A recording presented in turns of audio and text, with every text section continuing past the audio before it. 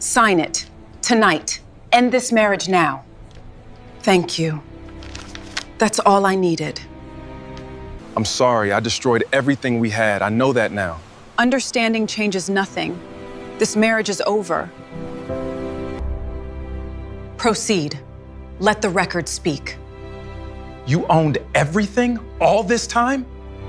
On Nadia Ellsworth's 40th birthday, her mother-in-law crossed the candlelit terrace of a private waterfront club and set a thick envelope next to her untouched slice of cake.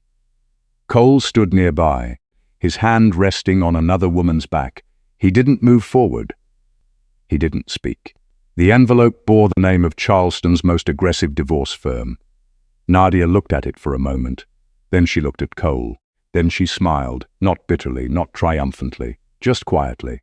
And that was the part no one in that room could explain. Welcome to today's story. If you enjoy emotional drama and shocking twists, don't forget to like this video and subscribe for more unforgettable stories. And before we begin, let me know where you're watching from in the comments. The evening had started the way Margaret Hartwell arranged all things, with the appearance of generosity and the structure of control. The Whitmore Club sat at the edge of the Charleston harbor, a private gathering space that didn't advertise itself. You either knew the address or you didn't. Margaret had chosen it for Nadia's birthday dinner, which should have been the first signal. Margaret never chose venues for Nadia. She chose venues for Cole. Nadia arrived in a simple charcoal dress, her hair back, no statement jewelry. She had learned long ago that the easiest way to move through rooms like this one was to take up exactly as much space as the occasion required, no more, no less. She shook hands with the Hartwell family friends, smiled at the two colleagues Cole had invited, and stood near the terrace railing while the light over the water turned gold. Cole arrived 20 minutes late. Priya Shawn was with him. Nadia had seen Priya at 3 of Cole's project events in the past year. Corporate strategist, sharp clothes, sharper questions. The kind of woman who stood close enough to make a point, but never close enough to be called out. Cole introduced her to the group as a project partner. His hand rested briefly at the small of her back as they stepped onto the terrace. He didn't introduce Nadia. Margaret greeted Cole with the warm authority of a woman whose approval had always been the only currency that mattered. She squeezed his arm and said something quiet that made him nod. Then she turned to the group, lifted her glass, and began to speak. She didn't say happy birthday. She spoke about clarity, about what it took to build something worth keeping, about how success required the courage to make difficult decisions, the kind that protected the future instead of prolonging the past. She used words like investment and vision. She looked at Cole when she said those words, and she looked at Nadia when she said the part about holding people back without meaning to. The guests listened politely. A few shifted. One woman near the far end of the table found something interesting in her wineglass. Nadia didn't move. She held her expression steady, not because it didn't land. It landed exactly as intended, but because reacting would give Margaret what she came for. Nadia had spent 12 years learning the difference between what a room showed and what it meant. This room meant that tonight had been planned before the invitations were sent. The cake arrived while Margaret was still speaking. White frosting, small, elegant, a single candle already lit. The server set it in front of Nadia with a quiet professionalism that contained something else, a careful attention that didn't match how the rest of the room was treating her. Nadia noticed it. Margaret reached into her bag. The envelope was thick, legal weight, not paperweight. The firm's name was printed in clean block letters across the top. Caldwell Marsh & Associates. Nadia knew the firm. She knew the kind of work they did and the kind of client who could afford them. Margaret set the envelope down next to the cake without ceremony. "Consider this a reasonable starting point," she said. The terrace went quiet. A few guests looked away. Most stayed still, the way people stayed still when money and family intersected in public, and no one was quite sure which side was safer to be on. Cole didn't look up from his glass. Nadia's hands were still. She looked at the envelope without touching it, then looked at her husband. "Is this your decision?" she asked. Cole met her eyes for 2 seconds, then looked away. "It's time," he said, that was all.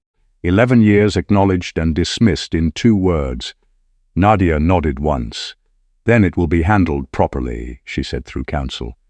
She picked up the envelope, not as something given to her, but as something she would deal with on her own terms. She stood, thanked the guests who had the decency to look uncomfortable, and walked off the terrace, without looking back at Cole or Priya or Margaret's expression of satisfaction. Outside, the harbor air was cooler, and the noise of the gathering faded quickly behind her. She reached her car and sat without starting the engine. The candle on her birthday cake was probably still burning. The envelope rested in her lap, unopened. She pulled out her phone. The number she dialed wasn't in any contact list Cole had ever seen. It rang once. "Oliver," she said when it connected. Her voice was even, unhurried. "I need a full review of Reed Coastal Logistics and the Palmetto Corridor submission. Tonight if possible." A brief pause. Then Oliver Webb's voice, careful, precise, the voice of a man who had worked beside her grandfather for 30 years and never once confused urgency with panic. "Understood. Should I flag the Palmetto authorization timeline?" Nadia looked out through the windshield at the water, dark and still beyond the club lights. "Not yet," she said. She ended the call. The envelope stayed unopened in her lap. She already knew what kind of document was inside it. What she needed to know now was something else entirely, exactly how far Cole had gone before he handed it to his mother to deliver. 6 months before the birthday dinner, Cole Hartwell was the most confident man in any room he walked into. The Palmetto Corridor project had been his idea from the start, a mixed-use waterfront development outside Savannah, 300 acres, a $400 million bill that would put his name on the kind of deal that didn't come around twice in a career. He had the land access negotiations in motion, the financing team assembled, and a personal financial guarantee package nearly ready for submission. He walked into their waterfront home that evening still on the phone, jacket over one arm, already moving through the mental checklist of what was left to close. He didn't look for Nadia when he came in. He knew she would be there. Nadia was in the study. She had her own work, the landscape architecture firm, client files spread across the desk, a proposal half-drafted on her screen. But on a second laptop, one Cole had never asked about, a different set of documents was open. A portfolio summary, asset allocation reports, a memo from Oliver Webb, marked internal. She closed both windows before Cole passed the door. She had been doing that for 12 years. The story of the Ellsworth Holdings Trust began 50 years before Nadia was born. Her grandfather Raymond Ellsworth had started with a single logistics depot in a small industrial park outside Columbia, South Carolina, 3 loading docks, 2 employees, a lease he negotiated himself by showing up 3 days in a row until the landlord ran out of reasons to say no. Over 5 decades, he expanded that depot into a network. Logistics corridors, infrastructure contracts, commercial real estate. He reinvested quietly and consistently, never chased visibility, and never let anyone fully map what he owned because he believed that transparency without trust was an invitation to be underestimated or exploited. When he knew his health was failing, he made 2 decisions. He transferred everything he had built into the Ellsworth Holdings Trust, named Nadia as controlling authority, and appointed Oliver Webb as co-trust. And then he sat with Nadia at the kitchen table where they had eaten Sunday dinners her entire life and told her what she had inherited. She didn't cry. She sat without her hands folded on the table and listened to every number, every entity name, every governance instruction. When Oliver finished the summary, Raymond looked at her and said the only thing he ever said about money that she kept. "Don't let what you have define what people see when they look at you. Let them show you who they are first." She met Cole 2 years after Raymond died, a landscape design conference in Atlanta. She was presenting a project. He was in the back row, looking for someone to tell him his waterfront development plans weren't as problematic as his city planner had suggested. He was warm, blunt, funny in the way that people are funny when they aren't trying. She liked him before she ran any kind of calculation. She told him nothing about the trust that first year. Nothing the second year either. She intended to tell him before they married. She had a version of the conversation in her head, rehearsed, careful. But Cole had a prenup drawn up that included a standard, separate property disclosure, and his attorney, competent, efficient, had included a clause acknowledging the existence of independent trust structures and premarital assets. Cole signed it without sitting with the language. He told her, laughing, that he trusted her. She told herself that was enough for now, that when the time felt right, she would tell him the full scope. The right time never came cleanly. Cole's business grew. His confidence expanded alongside it. He began to carry himself like a man who had built everything around him, and somewhere in that expansion, the questions stopped. Not about the trust, specifically. He didn't know enough to ask about it. But the broader questions, the ones that made a marriage a partnership. He'd stopped asking about her work, her thinking, the ways she spent the hours he wasn't watching. He assumed he already knew, because he had stopped looking. By the time the Palmetto Corridor came along, they occupied the same house like two people running parallel lives that happened to share a kitchen and a last name. That evening, 6 months before the birthday dinner, Nadia was in the living room when she heard him on the phone in his office, the door slightly open. He was running through his personal financial profile with someone on his financing team. Primary residence, waterfront, equity substantial. Yeah, I'd call it a primary asset, definitely. His voice was easy, certain. It's been in the family for years. That's part of the profile. Nadia set down the book she was holding. The house had been in a family for years. That was technically true, but it wasn't Cole's family. The Ellsworth family trust had held that property for 11 years before their wedding. Cole had lived in it. He had maintained it. He had told people stories about it that made it sound like his. But he had never held title, and he had never asked why. She sat there for a long moment after the call ended. She wasn't angry. She was recognizing something she had suspected was coming and hadn't fully admitted to herself. This wasn't a casual misstatement. He was building a financial guarantee on an assumption that had never been verified, and using her home to do it. She picked up her phone and sent Oliver a message. 4 words, pull everything on Palmetto.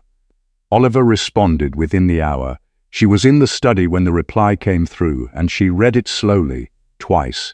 The Palmetto Corridor land parcel, 2 of the key segments are in Ellsworth Land Holdings LLC. Cole's team has been in active negotiation with our subsidiary for 4 months. He doesn't know who he's been talking to. Nadia set the phone face down on the desk. She looked out at the water through the study window, the same view Cole pointed to in photos, in pitch decks, in the story he told about what he had built. She had never corrected that story. She wasn't sure, until that moment, whether she should. Nadia spent the next 3 days reviewing what Oliver sent her. The Palmetto Corridor project was more developed than she had realized. Cole's team had been in negotiation with Ellsworth Land Holdings LLC's Regional Acquisition Group for 4 months. Structured kept conversations about land access agreements, environmental clearances, preliminary terms. The Ellsworth side had handled it cleanly, professionally, the way they handled everything. The communications were routed through a mid-level acquisitions director who used standard project language and gave no indication that the parent entity was anything other than an institutional landowner. Cole's team hadn't asked. They had seen a name on a contract header, confirmed the land was available for terms, and moved forward. Nobody on Cole's side had looked at who controlled Ellsworth Land Holdings. Nobody had traced the governance chain. They had seen what they expected to see, an institutional background entity, the kind that showed up in large land deals because portfolios were layered, and that's how these things worked. Oliver laid it out plainly when they spoke. 2 parcels, the southern approach and the harbor access buffer. Without those, the corridor doesn't connect to the Savannah Port interface. He needs both. A pause. He doesn't know who he's been dealing with. Nadia nodded, even though Oliver couldn't see her. And the final authorization. The Ellsworth Land Holdings governance and structure requires controlling authority sign-off before any transfer of land interest above a threshold value. This deal is well above threshold. Another pause. Careful. That's you, Nadia. The final authorization is yours. She let that sit for a moment. Cole was 4 months into a $400 million deal, about to submit a personal financial guarantee to his lenders, and the signature he needed to close the land acquisition. The piece without which the entire project stalled belonged to his wife. The wife he had just instructed his mother to serve divorce papers to. What did he submit to the lenders? She asked. Oliver pulled the document. She listened while he read the relevant section. Primary residence, waterfront property, equity substantial, listed as a supporting asset in the personal financial guarantee. Not as collateral. The language was careful enough to avoid a direct pledge, but as a representation of personal net worth, the kind of number that influenced underwriting perception and lender confidence. How explicit is the misrepresentation? Nadia asked. He didn't lie outright, Oliver said. He implied. The language is ambiguous enough to read as lifestyle description rather than ownership claim. But it is the kind of ambiguity that tends to collapse under verification. A brief pause. Compliance teams ask questions when they see substantial residential equity in a personal guarantee and then locate a matching title. Will they ask? Probably within 2 weeks, given the submission timeline. Nadia stood at the window in her study and looked out at the water. The house sat at the edge of the harbor, and the view from the study framed it perfectly.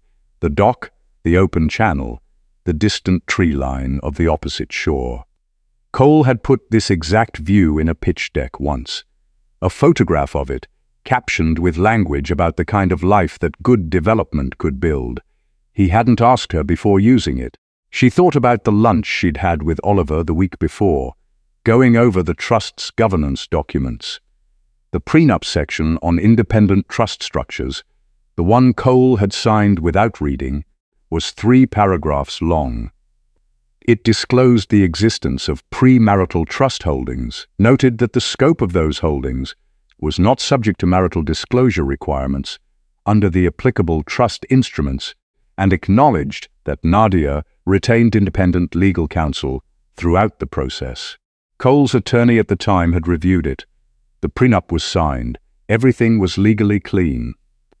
"What are my options?" she asked, though she already knew the shape of the answer. Oliver went through them calmly. She could reach out to Cole's attorney now, clarify the ownership structure, and help him correct the financial submission before compliance flagged it. She could recuse herself from the Palmetto Corridor authorization and let the deal proceed through an independent governance review. Once the ownership discrepancy was resolved, she could intervene in the deal itself, using her controlling authority to delay or redirect the authorization. Or she could stay quiet and let the process unfold. "And if I let the process unfold," she asked, "the compliance team will flag the property. Cole will be asked for ownership verification. His attorney will go looking for the title, and eventually they'll find it." Oliver's voice was measured, at which point the Palmetto authorization question becomes unavoidable. Nadia considered that. Not the outcome. She had already begun thinking through the outcomes. She was considering something quieter, whether it was her obligation to smooth something over that she hadn't created. Cole had not lied with her knowledge.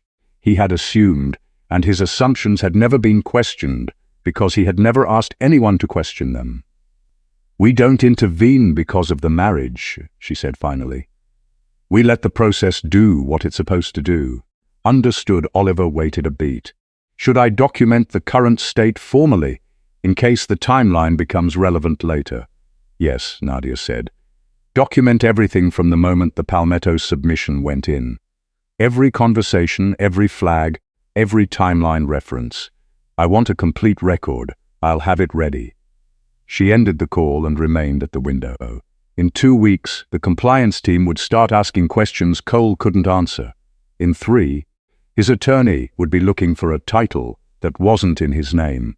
In 4, the deal he had spent the better part of a year building would reach a moment it couldn't pass without a conversation he didn't know he needed to have. Nadia opened her desk drawer and took out a leather planner. She turned to the page marked with the current date and wrote one line, "Not yet." She closed it and went back to the landscape architecture proposal on her other screen. She had a client meeting in the morning and work that was entirely her own to finish. The compliance flag arrived 11 days after the birthday dinner, just as Oliver had projected. Cole was in his office reviewing the Palmetto Corridor timeline when the email came in from the lender's risk management team. The subject line read, "Personal financial statement, verification request, Savannah Corridor submission." He opened it without much concern. Verification requests were a normal part of the process. He had been through this before. The language was polite, professional, and specific. The lender required supporting documentation for the listed equity in his primary residence. Specifically, confirmation of ownership interest and, if applicable, title verification. Standard due diligence. A 2-week response window. Cole forwarded it to Daniel Marsh with a short note. "Handle the house paperwork." Then he went back to his timeline. Daniel called him within the hour. His tone was careful in a way that made Cole set down his coffee. "You want to tell me about the house," Daniel said. "It's a title thing," Cole said. "We've been there for 12 years, just pulled the mortgage." A pause. "Cole, there is no mortgage on that property." Cole leaned back. "We paid it off years ago." "That's not what I mean," Daniel said. "There's no title in your name. There's no co-title. The property is held under an existing trust structure. I need you to confirm who the trust belongs to before we respond to this request." Cole was quiet for a moment. "Pull the public records," he said. "It'll show shared marital ownership." "I already pulled them," Daniel replied. "It shows Ellsworth Family Trust, that's all." The name didn't mean anything to Cole immediately. He turned it over, Ellsworth. Nadia's maiden name. A family trust. He thought about the prenup vaguely. Something about independent assets. Something he had read quickly and signed the same afternoon because he had trusted her, and he had trusted that what mattered was the marriage, not the paperwork. "I'll talk to Nadia," he said. "She can sign a letter confirming shared use. We can clarify it's the marital residence." "That may not resolve the verification issue," Daniel said carefully. "The lender is asking for title confirmation. A letter about shared use isn't the same as ownership documentation. If the title is held in a pre-existing trust, we can't simply represent it as your personal asset without more clarity about who holds what." Cole ended the call. He sat for a moment, then reached for his phone. He didn't call Nadia right away. He opened his email and scrolled back through 2 years of documents related to the house, insurance, maintenance records, the one property tax filing he had dealt with when Nadia was traveling. Nothing there. The tax documentation went to a different address, he realized. An accounting office he had assumed was a shared firm.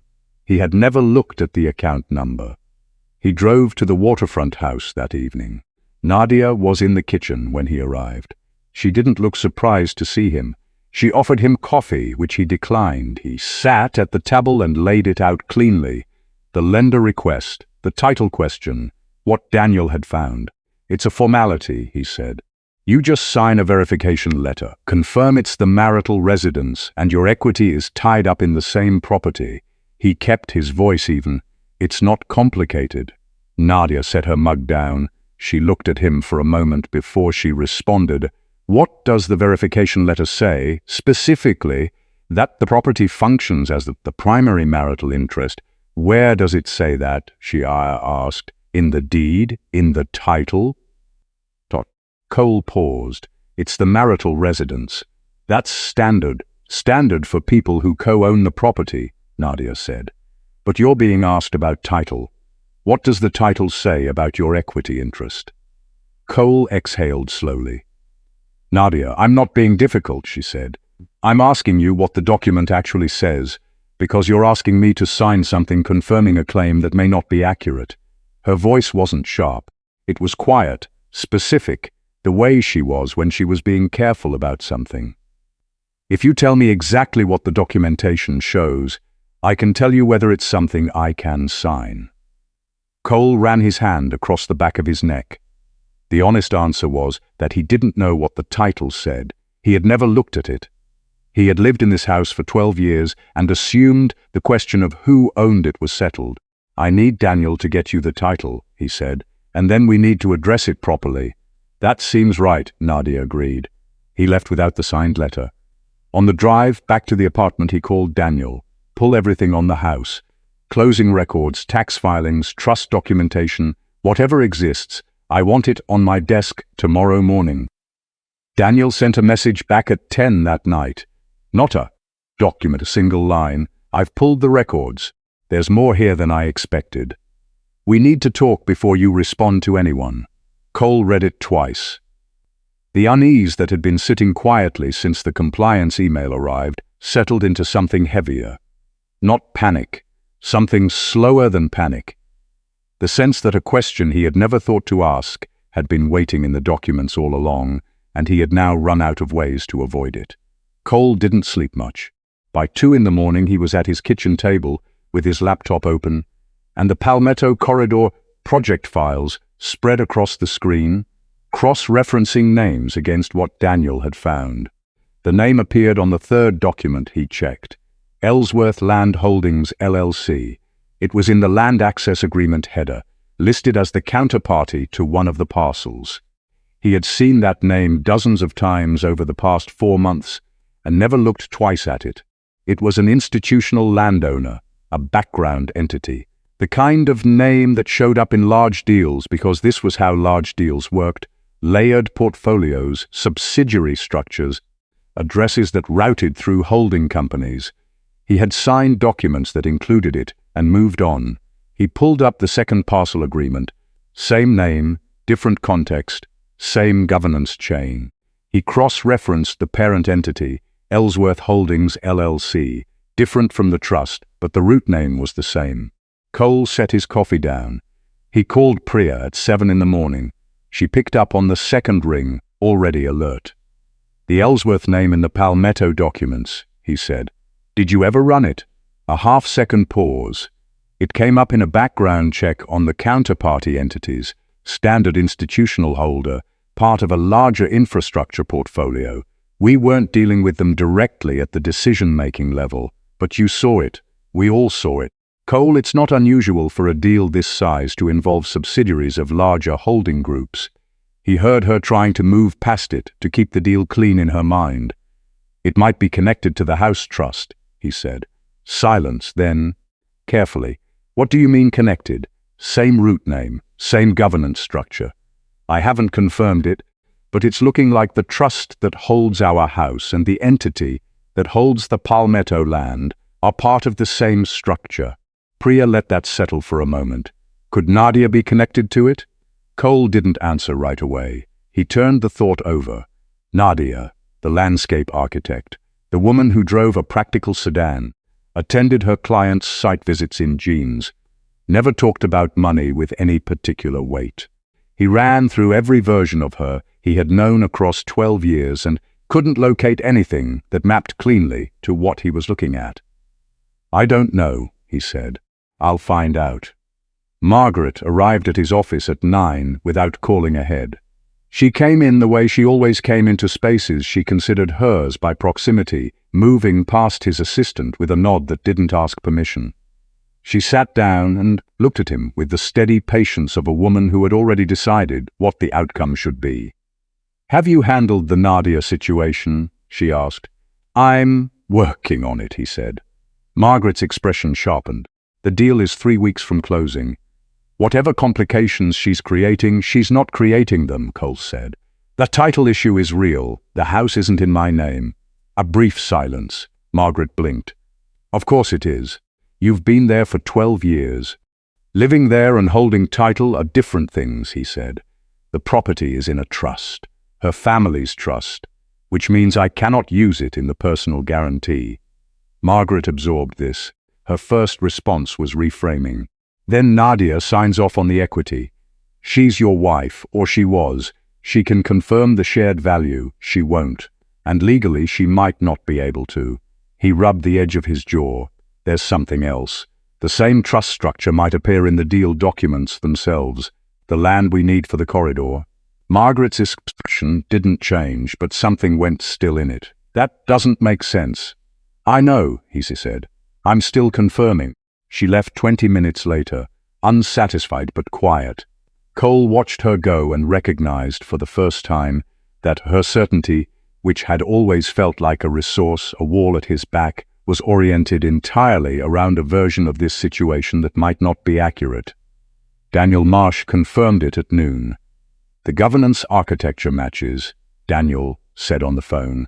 The Ellsworth Family Trust that holds your residential property and the Ellsworth Land Holdings LLC that appears in your Palmetto Corridor documents both trace back to the same parent structure. I've pulled governance filings, trust amendments, entity registration records. They're connected. Cole held the phone in both hands. And who controls the parent structure? I'm working on it, Daniel said. The filings use layered entity references. It's going to take me some time to trace it all the way through. But Cole, whoever controls the parent structure, controls both the house trust and the land holdings. Cole drove to the waterfront house that afternoon. He hadn't called ahead. Nadia was on the porch with a coffee and a file folder, reviewing something. She looked up when he came around the side of the house. She didn't look surprised. He sat down across from her and put Daniel's preliminary report on the table between them. You knew about this, he said. It wasn't entirely a question. Nadia looked at the report, then at him. I know a lot of things, she said. That's not an answer. It is, she said. It just isn't the one you're looking for. Cole pushed forward. The house trust and the land trust. They're the same structure. You've known this the whole time. Nadia didn't confirm it and didn't deny it. She looked at him steadily. You're starting to understand the connections, she said. That doesn't mean you understand them yet. He asked her to explain. She declined. He asked why. She told him the same thing she had told him at the table in the kitchen. He was asking questions he should have asked years ago, and she was not obligated to give him compressed answers now, simply because the timeline had become inconvenient for him. She said it without anger, which was worse than anger would have been. Cole left. He was in his car at the edge of the drive when his phone rang. Daniel Marsh, marked urgent. I found a name listed as controlling authority in the governance filings, Daniel said. His voice had the tone of a man who had prepared what he was about to say. Cole, you need to come in tomorrow morning. This is not something I want to discuss over the phone. Daniel Marsh's office had the quality of a space where bad news was delivered carefully. Clean surfaces, neutral color, nothing on the walls that might compete with the weight of what was said inside it. Cole arrived at 8 in the morning. He hadn't slept. Marsh was already there, the documents arranged across the conference table in the organized way that meant he had been in early. He didn't start with small talk. The governance chain goes deeper than I initially thought, he said, sitting across from Cole. He walked him through the entity diagram he had built overnight. The Ellsworth Family Trust at the top of the residential structure, connected through a shared trustee framework to Ellsworth Land Holdings LLC, which was itself a subsidiary of Ellsworth Holdings LLC, which traced through several layers to a single controlling authority. Cole studied the diagram. Whoever is at the top controls all of it, he said. Yes. Marsh pulled a second document. I cross-referenced trust amendments filed over the past 8 years. There are 14 of them. Each one carries the signature of the controlling authority. I ran a preliminary verification on the signature record. He paused. It's consistent throughout. Same person. 8 years. Cole's grip tightened on the edge of the table. And that person is connected to this deal. The Ellsworth Land Holdings governance structure requires that person's approval for any land interest transfer above a defined threshold. Marsh looked at him steadily. The Palmetto corridor parcels are well above that threshold. Cole stared at the diagram. The entities were layered, but the structure wasn't hiding. It was simply designed in a way that required someone to look carefully before they could see the shape of it. Most people never looked. They saw an institutional landowner on a contract header and moved on. He had moved on. He had moved on 14 times over 4 months and never once pulled the governance chain. "I need the name," he said. Marsh hesitated for just a moment. "I have a strong preliminary indication," he said. "I want to confirm through the full filing before I give you a definitive statement. The evidence I have is consistent, but it's not complete." He met Cole's eyes. "What I can tell you is that the controlling authority is not a distant family member. The governance records suggest it's someone directly connected to your current legal situation." Cole was very still. His current legal situation meant the divorce, which meant Nadia. He drove to the waterfront house. He hadn't gone there to argue this time. He had gone because he needed her to tell him he was wrong. He needed her to say that Marsh had misread something, that there was a cousin somewhere, a family member he'd never met, who managed the family money and had nothing to do with this. He walked in through the side entrance and found her in the study, standing at the window, with her back to the door, the water visible behind the glass. She turned when she heard him. She didn't say anything. She waited. Cole put the entity diagram on her desk. "I need you to tell me this isn't what it looks like," he said. Nadia looked at the diagram. She looked at it for a moment longer than she needed to, if she was seeing it for the first time. "What does it look like?" she asked. "Like you've been running this whole thing from a step behind everything I thought I was doing." He said it without accusation, just with the flat weight of a man who was trying to map what was real: the house, the land, the deal, all of it inside the same structure. Nadia turned back to the window. "You're seeing the connections," she said. "You said that before. I'm asking you to confirm them."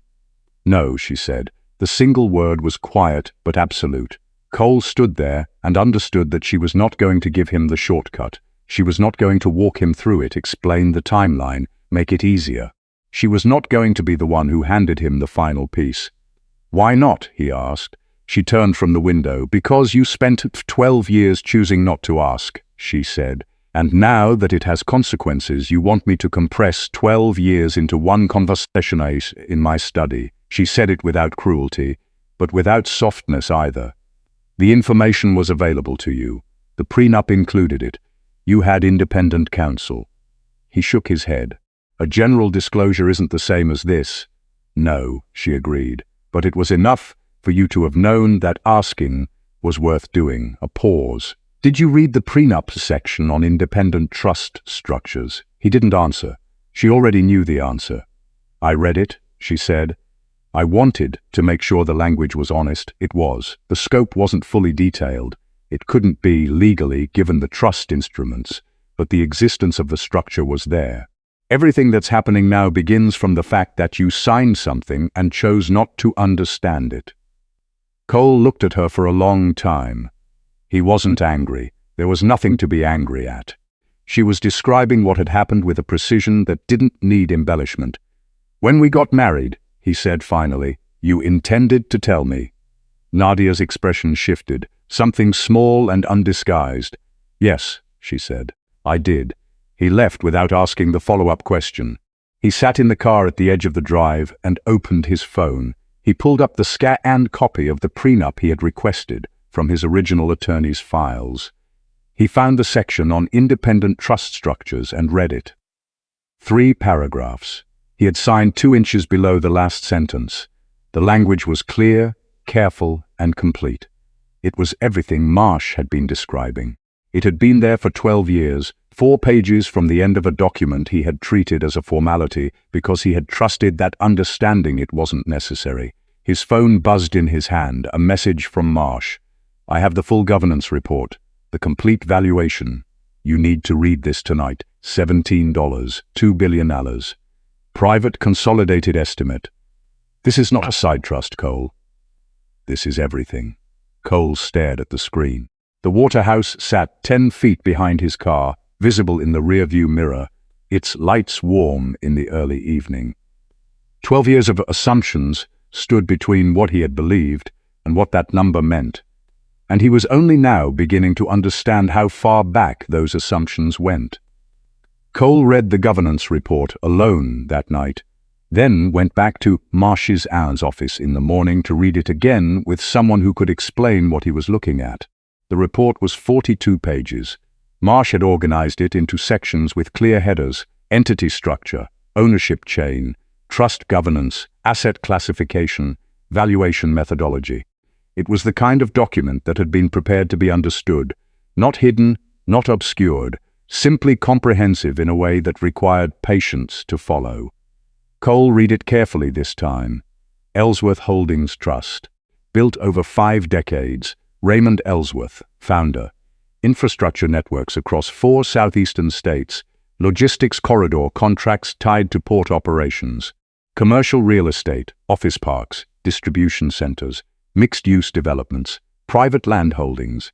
A total private consolidated valuation of $2 billion, verified through cross-reference tax filings, governance records, and independent appraisals.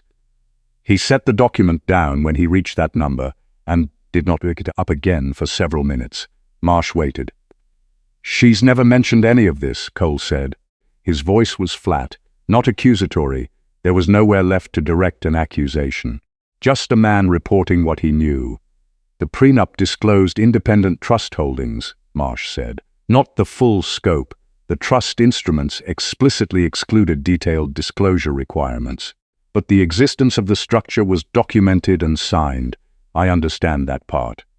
Cole looked at the entity chart. "Tell me about the deal." Marsh turned to the relevant section. 2 of the key Palmetto Corridor parcels, the southern approach and the harbor access buffer, were held by Ellsworth Land Holdings LLC, which reported up through the holding chain to the Ellsworth Holdings Trust. The controlling authority of the trust held voting rights and governance oversight across all subsidiary entities. The Palmetto Corridor land transfer was above the authorization threshold. Final approval required the controlling authority's signature. "And the controlling authority," Cole said. Marsh looked at him directly. "Is Nadia Ellsworth Hartwell." The room was quiet. Not uncomfortably, Marsh gave the silent space to be what it was. Cole sat with it. "She hasn't blocked the deal," he said. It came out almost as a question. "No." Marsh leaned forward slightly. "She filed a formal recusal from direct authorization of your transaction. The deal will be reviewed by an independent committee based on its commercial merits. She has removed herself from the approval for anything specifically tied to your business." "The deal is not dead, Cole. It's in a governance review process." Cole shook his head slowly. "She could have stopped it at any point," Marsh said. "From the moment your team started negotiating with the Ellsworth Acquisition Group, she could have redirected or declined. She didn't. She also didn't intervene when the compliance flag came up. She has not used her position offensively." Cole sat back. He thought about the birthday dinner, Margaret's speech, the envelope beside the cake, his own silence. He thought about the financial statement he had submitted with the house listed as a primary asset. He thought about 4 months of deal negotiations in which he had been talking, without knowing it, to his wife's subsidiary. He thought about Priya. He picked up his phone and called her. She answered on the second ring, her voice already moving toward contingency planning. Cole listened to 2 sentences, something about narrative alignment, something about disclosure framing, and ended the call. He held the phone in his hand for a moment, then set it face down on the table. Marsh watched him. He didn't ask. "The deal," Cole said. "What happens now?" Marsh outlined it. Cole's financial submission would need to be corrected with the lenders. The personal guarantee would need to be restructured to reflect assets Cole actually held, which were real but smaller than what he had implied. The Palmetto Corridor deal would proceed through the independent committee review. If the commercial case held up, and Marsh believed it would, The deal would be approved under revised governance terms. Cole would not have the unilateral control he had originally envisioned, but the project would close. And Priya's use of deal information? Cole asked. Marsh was careful. The independent committee will review communications related to the submission. There are references to Ellsworth data in your team's internal materials that came through non-authorized channels. A pause. That will be addressed. Cole nodded. He understood what that meant. He didn't defend it. He left Marsh's office with the governance report in his bag and drove back to the apartment. He didn't go to Margaret's house. He didn't call Priya back. He sat in the apartment that had always felt borrowed rather than owned and thought about the version of himself he had been presenting for the past several years. The self-made developer, the man who had built something real from scratch. That version wasn't entirely false. He had worked. He had made deals. The business was genuinely his, but the house had never been his. The land had never been his. The approval at the end of his biggest deal had never been his to grant. He had walked through spaces that Nadia held and called them the evidence of his own success, without ever asking whose foundation he was standing on. He thought about what she had said in the study. You spent 12 years choosing not to ask. It hadn't been calculated. She hadn't been testing him, not consciously. She had simply waited for him to be curious about her life, about the details she kept private, about the calls she took in the other room, and the laptop she closed when he walked in. He had never asked. He had assumed the answer was nothing important. His phone buzzed. A formal notice from the Ellsworth Holdings Governance Office. Special session scheduled. Attendance required. Independent committee findings to be presented. And at the bottom, one line that he read twice. Controlling chair will be present. Cole looked at the phrase. He had spent the past 2 weeks trying to understand who that was. Now he knew, and he understood, reading those 4 words, that he was about to walk into a room where his wife had been the chair all along, and he had simply never been in that room before. The Ellsworth Holdings officers sat into a building that looked, from the outside, like a mid-sized professional services firm. No exterior signage. Clean glass, controlled access, a lobby where the receptionist already knew your name when you arrived. Mr. Hartwell, the woman at the desk said when Cole walked in. You're expected, not welcomed. Expected, as though his presence here had been accounted for long before he understood what this room was.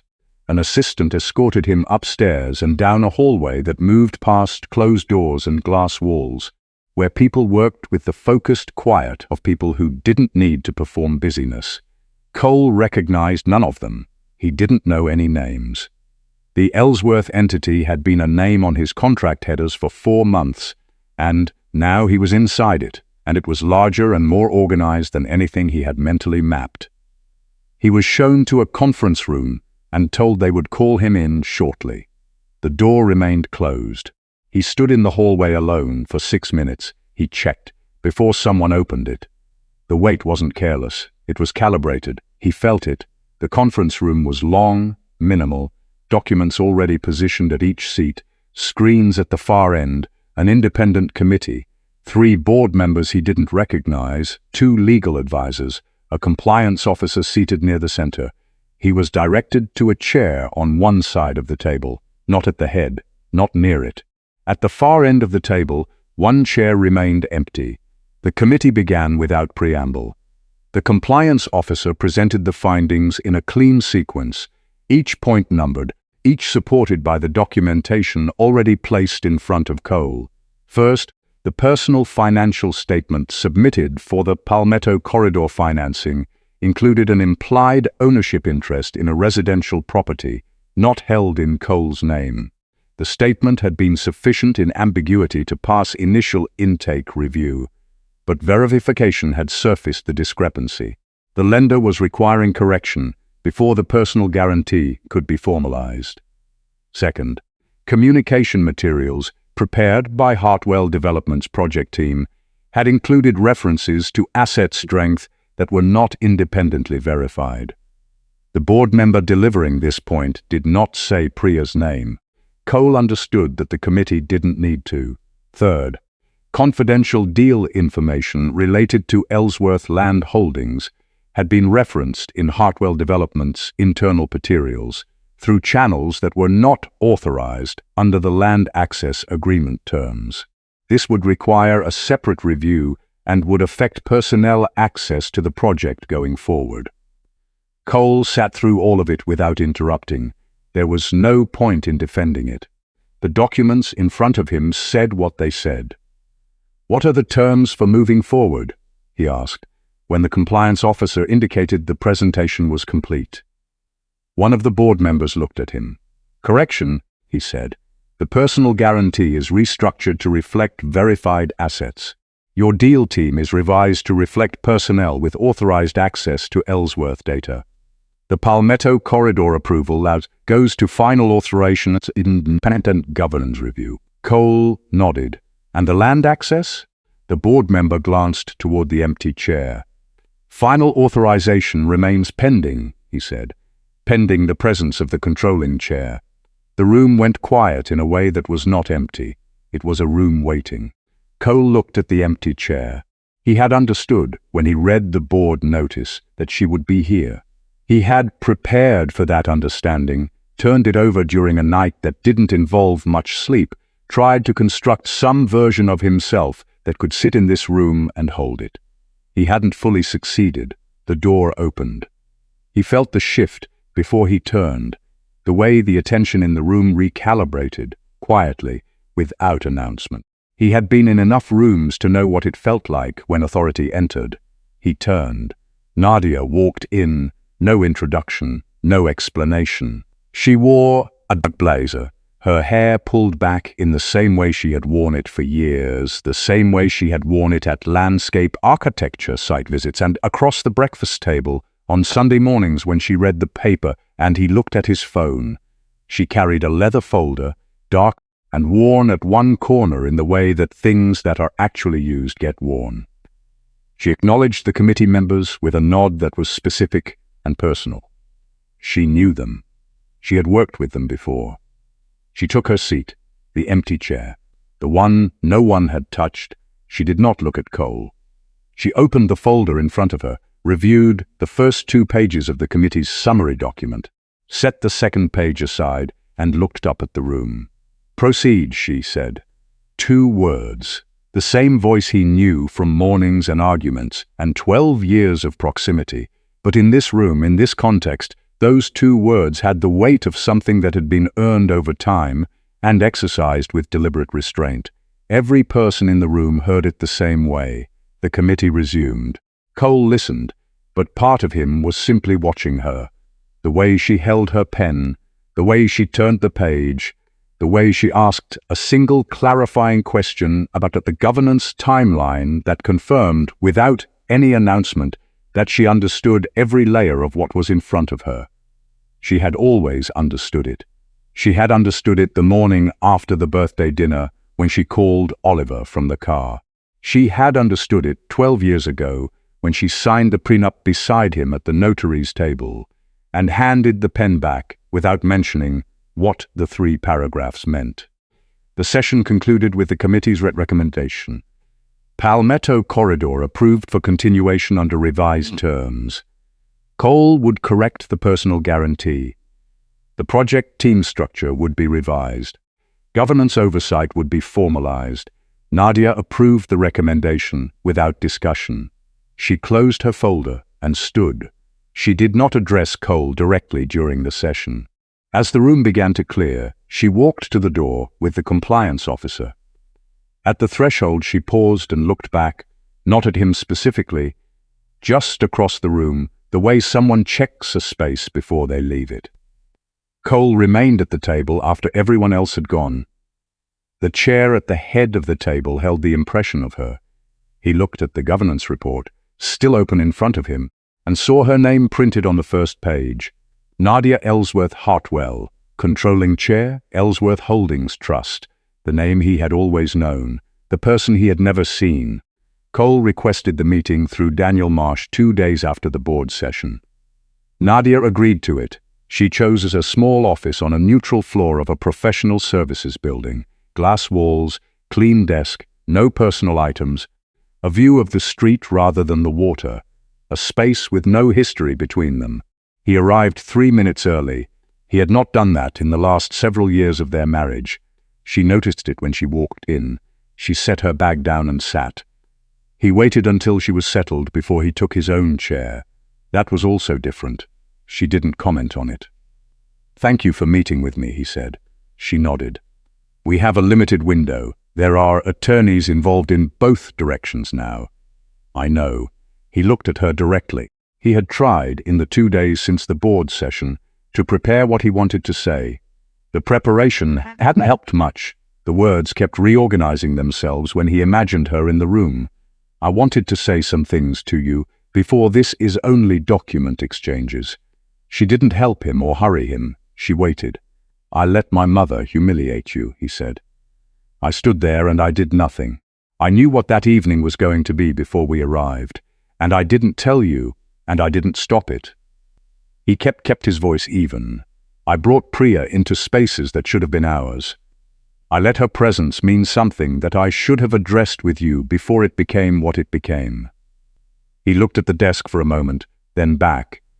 "I submitted a financial document that misrepresented your home as my asset. I did it because I had told myself for years that what's mine is the marriage and what's in the marriage is mine, and I never once sat with how arrogant that was." A pause. "And I let you become invisible in your own life. In every room we were in together, I was the one who mattered. I made that true by acting like it was already true. I never asked what it cost you." He stopped. He was aware that he had done what he came to do, said it plainly, without softening it into something more comfortable for himself. He didn't ask for a response. He waited. Nadia was quiet for a moment. Her hands were folded on the desk, and she looked at him with the expression she had worn the night of the birthday dinner. Not hurt, not cold, something that was clearer than both of those.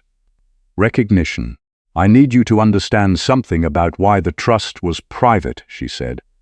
"Not as an explanation I owe you, but because it matters for you to have the full picture." She took a breath. "When I met you, I wanted to know you before the money was in the room. I had watched people treat my grandfather differently once they understood what he had built. I had watched people calibrate themselves around his wealth before they'd known him for 5 minutes. I didn't want that with someone I was going to build a life with." A pause. "I wanted to see who you were first."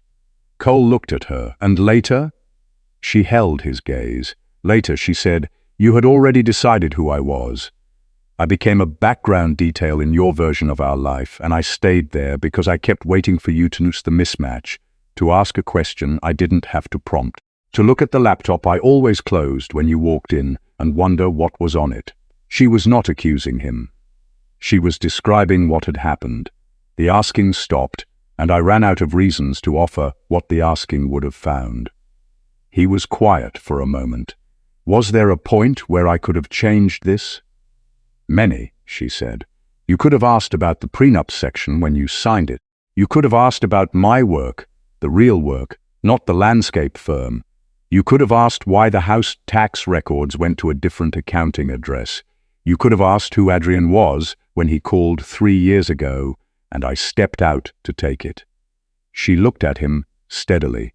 There were a lot of moments, none of them were the birthday dinner. That was just the last one. Cole looked down at his hands, then back up. "I'm not asking to come back," he said.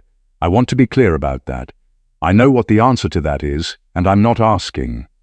Nadia nodded. "I just needed you to hear it from me," he said. "Not from an attorney's summary, not filtered into language that's been lawyered." "I heard you," she said. Her voice was softer, though not by much, not enough to mean something was opening, enough to confirm that she was actually there. "I accept that you understand what you did. Understanding isn't the same as undoing it, and I want to be honest with you about that." She didn't look away. "The marriage ends," he nodded, once, without argument. For the first time in their conversation, maybe in longer than he could accurately account for, He let her have the last word without instinctively reaching for a response to it. He stood, he buttoned his jacket, he picked up his bag. At the door he paused. He turned back. "The Palmetto Corridor is a good project," he said. "I'll build it right." She looked at him across the length of the room. "I know you will," she said. He left. The door closed behind him without sound. Nadia remained at the desk. She sat for a while in the quiet of the office, the street sounds faint through the glass. Then she reached into her bag and took out a small brass key on a chain, her grandfather's. She had been carrying it for years. It had become a habit, the way familiar objects do, worn smooth by handling. She turned it in her fingers. It caught the light from the window. She sat with it for a moment. Then she placed it gently on the desk, in front of her. Some things were ready to be set down. She left the key there for the length of 2 slow breaths, then picked it up, looped the chain back over her wrist, and returned it to her bag. Not yet, but soon. The divorce was handled entirely through attorneys and resolved without a courtroom. The documents moved between offices over 6 weeks. Nadia retained full control of all Ellsworth Holdings trust assets, a retention that required no special effort, since those assets had always been hers. Cole kept Hartwell Development Group, restructured under a revised governance framework that required verified disclosures, independent audit, and transparent personal guarantee documentation. His attorneys submitted the corrected financial statements to the lenders. The Palmetto Corridor personal guarantee was rebuilt from the ground up, based on assets Cole actually held. It was smaller than he had originally represented. It was real. Margaret received no confrontation, no call, no letter, no arranged meeting where Nadia could deliver a summary of everything that had been done. She received nothing at all. Nadia had her number removed from her phone and her email filtered.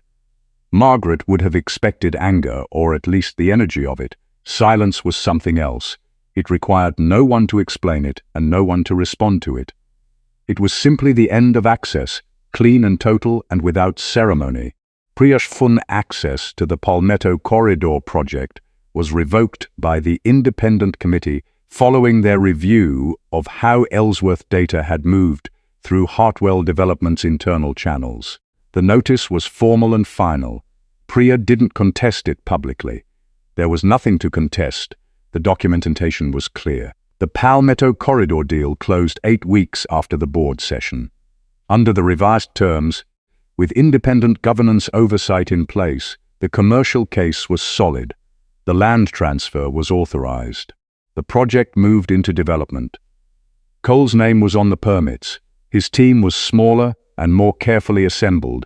He would build the thing he had envisioned, and he would build it on an accurate foundation this time. Nadia heard about the closing through Oliver. She didn't mark the occasion beyond a brief acknowledgement. The deal was always viable. She had known that. She had never wanted to stop it. 3 weeks later, she stood in a long, plain room in a building near the waterfront, not the Ellsworth Holdings offices, and not her landscape firm. It was a gathering space run through the Ellsworth Foundation, a quiet initiative her grandfather had established decades ago, and that she had continued to fund with minimal public attention. The foundation supported people rebuilding careers after financial or professional setbacks, people who had trusted the wrong structures, signed the wrong agreements, lost ground in ways they were still working to understand. 12 people sat in chairs arranged in a rough circle. Most of them were around Nadia's age, some older.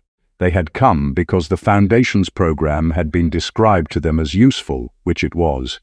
Nadia had introduced herself at similar gatherings for years, with a title she kept deliberately vague: consultant, trustee, someone with relevant experience. Today she did something different. She looked at the room and said, "My name is Nadia Ellsworth. I lead this."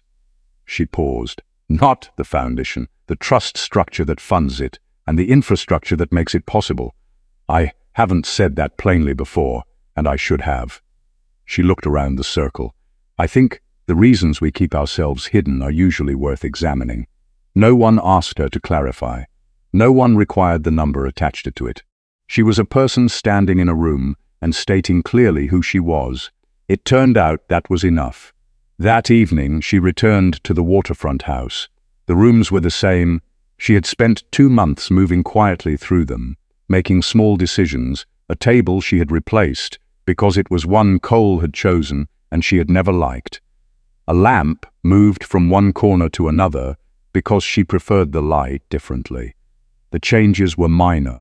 The space was the same space, but it was fully hers now, in a way it had always been legally and had not always felt practically. She had invited 8 people to dinner. Colleagues she had worked with for years, 2 friends she had kept at a careful distance during the marriage, and had called recently her elderly aunt, who had watched her across many rooms with the quiet pride of someone waiting for a thing that was overdue. There was no photographer, no seating chart, no speech. There was food and the light over the harbor and conversation that went in every direction. Nadia stood on the terrace for a few minutes before the guests arrived.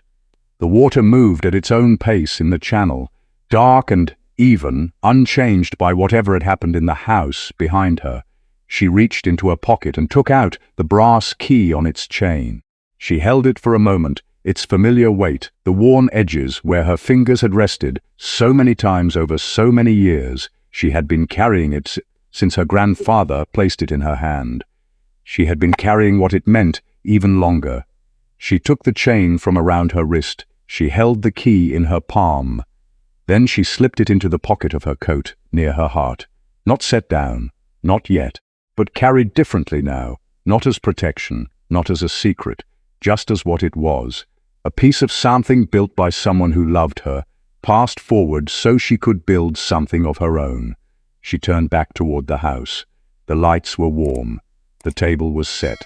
Her guests would arrive in minutes. She walked inside. If this story stayed with you, leave a comment. Which moment told you that Nadia had already decided, long before the birthday dinner?